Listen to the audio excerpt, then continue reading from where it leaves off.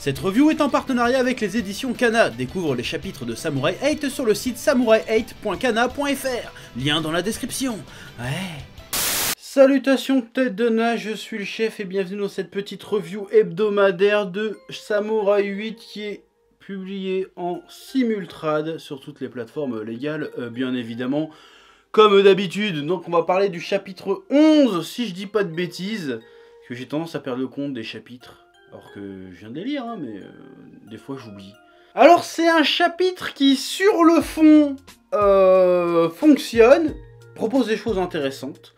Notamment le côté Hashimaru qui tout d'un coup se rend compte qu'en fait c'est un peu... il a une grande gueule mais qu'il a pas grand chose pour assumer ce qu'il a dit. Quant à la scène où le méchant lui fait « Ouais, arrête des genre, tu veux devenir le dieu toi, espèce de branleur je vais te gifler, je vais te donner une fessée, tu mérites, tu vois. » Et qu'il recule, il a peur, et qu'il y a Anne, la princesse, et son père et son chien qui viennent le protéger. Et là il se rend compte que Anne en fait elle est plus digne d'être une princesse que lui est digne d'être un samouraï finalement. Donc il se prend une petite leçon d'humilité. Et c'est plutôt pas mal, c'est plutôt intéressant sur ce que qu'est-ce que ça raconte. Et j'aime aussi le côté que le méchant n'ait pas l'air d'être juste un méchant. Parce que jusqu'à présent, quand on l'avait présenté, il est assez énigmatique. Mais le gars avait l'air juste cruel, un peu bas de plafond, genre je suis le méchant, je vais tout détruire. Genre je vais casser la lune parce qu'en fait elle est sur mon chemin, donc je suis un peu con. Au lieu de faire le tour de la lune, je vais casser la lune, je vais passer au travers pour pas perdre de temps. Il y a un samouraï qui me bloque la route, je vais le tuer, je vais être cruel et je vais le traiter de faible en me moquant de lui. Et là il arrive... Et finalement, il a l'air d'être assez respectueux. C'est un samouraï, il a des objectifs différents, a priori plus ou moins belliqueux, mais on sait pas trop en fait.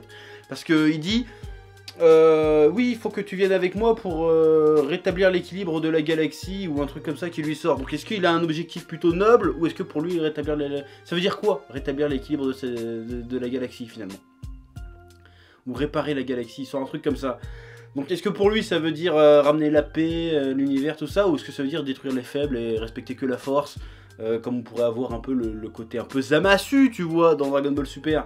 Enfin, il parlait pas de force Zamasu, mais genre, oui, les humains sont impurs, faut tous les détruire, comme ça l'univers sera équilibré. Peut-être que c'est un délire comme ça, donc peut-être qu'il est vraiment méchant, ou alors, il y a encore une autre volonté cachée. En tout cas, le méchant a l'air plutôt ambigu, le côté qu'il est super respectueux envers son ancien maître aussi, qui s'incline, qui le vous voit, qui se met vraiment très très bas pour le dire ah je te respecte mais bon je suis désolé, je vais devoir quand même t'affronter.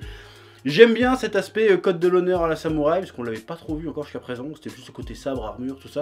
Là il y a le côté code de l'honneur, rituel, respect, plutôt intéressant. Après c'est au niveau de la même au niveau du fond, il y a plusieurs trucs qui sont introduits. Genre on sait que le père d'Hashimaru connaît le méchant. Qui s'appelle Hata, que le chef, que le Daruma connaît aussi, le mec vu que c'était son ancien disciple, un de ses meilleurs disciples, son meilleur disciple. Tu sais qu'il y a une histoire, il y a un background caché qu'on commence un peu à nous expliquer des bails. Donc Hashimaru ne serait pas juste un simple samouraï qui a eu de la chance, apparemment ce serait la 7ème ou 8ème clé d'un truc. Il a un rôle à jouer, il a un destin si tu veux. Donc il s'est passé des choses qui peuvent être intéressantes, mais qui dans la forme... Et c'est là que je reviens à la forme. Dans la forme, ça fait 2-3 chapitres que je le dis, l'univers est très velu, très dense, et en fait, il te balance tous les trucs. À la fois, t'as l'impression qu'il te le donne au compte-gouttes, mais en même temps, il te balance plein d'infos en même temps. Donc dans ce chapitre, t'apprends plein de choses, et t'as pas le temps de digérer. Et ça va très très vite, t'apprends que, oui, alors le père d'Hashimaru, apparemment c'est pas vraiment son père, il a fabriqué une arme qui a été développée dans le temps par les méchants samouraïs pour absorber l'âme des samouraïs. Tu te dis mais ça sort d'où ça encore, on sait pas.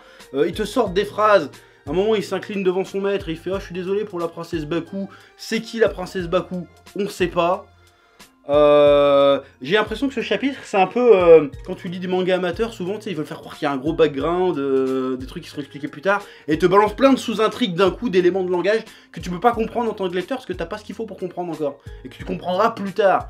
Alors je comprends le truc mais je trouve que c'est un petit peu brouillon, c'est un peu opaque et en fait tu sens que tu dois retirer des informations de ce chapitre mais tu sais pas lesquelles en réalité et du coup tu vois des personnages parler entre eux mais t'as du mal à être impliqué parce que tu sais pas de quoi ils parlent. Est-ce que tu vois ce que je veux dire ou pas?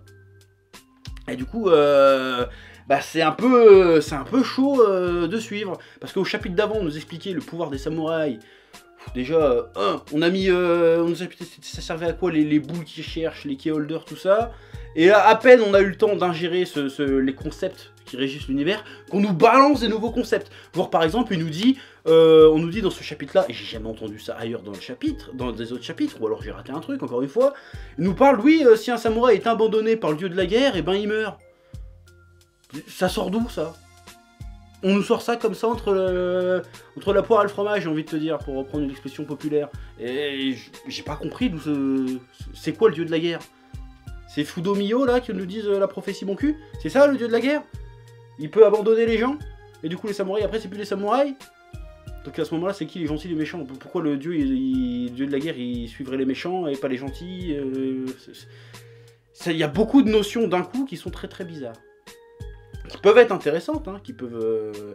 Mais tout en même temps, j'ai du mal. Pareil, Daruma qui se retrouve avec une âme de samouraï noir à côté de lui, on sait pas à qui ça appartient. Qu'est-ce que c'est? Est-ce que c'est l'âme de la fameuse princesse? On sait pas. Et le gars il fait, oh bah tiens, ça tombe bien, on le cherchait. Donc je vais le mettre dans ma poche. Mais je suis pas venu pour ça, mais ça tombe bien qu'il soit là. Je le ramasse. Ça fait un peu trop à ou conveniente, comme disent les Américains. Tu vois ce que je veux dire? C'est un peu facile. Mais en même temps, ça paraît facile, mais en même temps, c'est pas pourquoi c'est facile. Parce que, encore une fois, tous les trucs sont mis en même temps. Et du coup, bah, on comprend pas tout. Voilà. Alors, je sais qu'on est censé pas tout comprendre. Mais juste nous faire sentir qu'il y a un enjeu important sans connaître les tenants et les aboutissants du truc.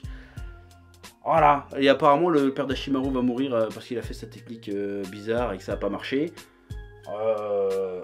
Voilà, alors il y a du suspense, le personnage est stylé, son armure est stylée, ses épées sont stylées, tout ce que tu veux, mais c'est très très dense. Donc il faut voir les chapitres suivants, comment ils vont se dépatouiller avec ça, parce qu'il va falloir un peu diluer le truc, pour qu'on comprenne bien le bordel.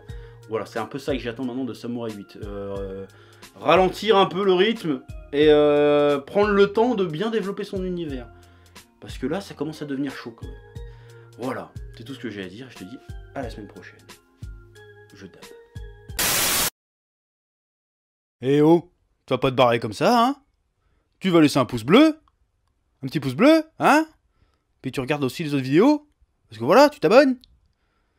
Ouais?